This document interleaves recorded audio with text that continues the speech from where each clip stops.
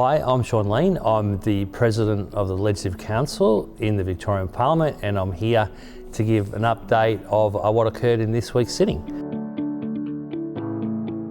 There was 3 pieces of legislation passed in this chamber during the week. One of them was Tobacco Retailer Wholesaler Licensing Scheme Bill, which establishes a licensing scheme to regulate the lawful supply of tobacco products and creates offences in relation to any breaches of that particular licensing.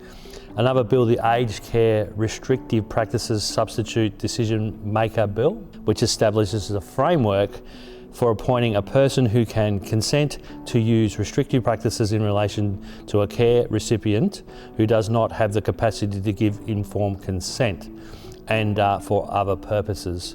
The final piece of legislation debated was the State Taxation Further Amendment Bill, which introduces several changes and amendments to taxes and duties in a range of areas, and it also allows exemptions and concessions to duties and taxes to be applied to certain institutions and persons in certain circumstances. Only the tobacco bill was amended, but all 3 bills were considered in a committee that went through all the clauses of each and every one of those 3 bills. Other matters that were debated outside of legislation during the week included a number of items as far as police oversight, rock climbing, gas and coal projects, capsicum spray for personal defence, VCE examination processes, and bus networks in the western suburbs. So as you can see, this chamber does debate a range of issues, and that's a great example this week of that particular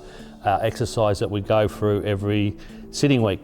Outside the chamber, very, very busy week around the Parliament precinct, and if I could just touch on a few of them. The Speaker had a breakfast, Youth Thrive Victoria, and this breakfast for an organisation that provides opportunities for young rural Victorians. They're a great organisation that help with scholarships, leadership development, and carer and community mentoring. So it was great to hear from them. Fantastic thing in Queen's Hall. It was going to be in the Gardens of the Parliament, but weather didn't help, so it was moved to Queen's Hall, where there was a social enterprise Christmas market.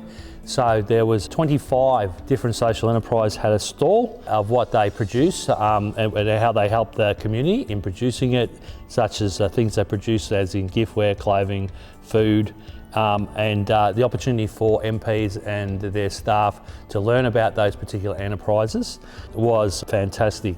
There was also in Queen's Hall, representing 16 days of activism against gender-based violence, there was a setup of the living room as an installation created to stimulate ongoing conversations about the harm of family violence and the importance of prevention, and our MPs signed a wall of action and contributed their message of hope and action.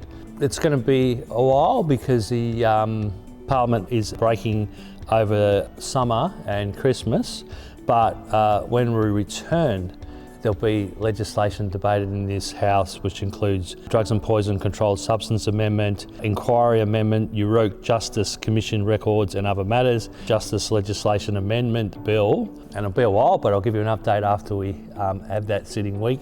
And can I just wish everyone a very Merry Christmas from all the Parliament of Victoria, and thanks for your interest. We really appreciate it, and thanks for your interest in our Parliament and your interest in democracy.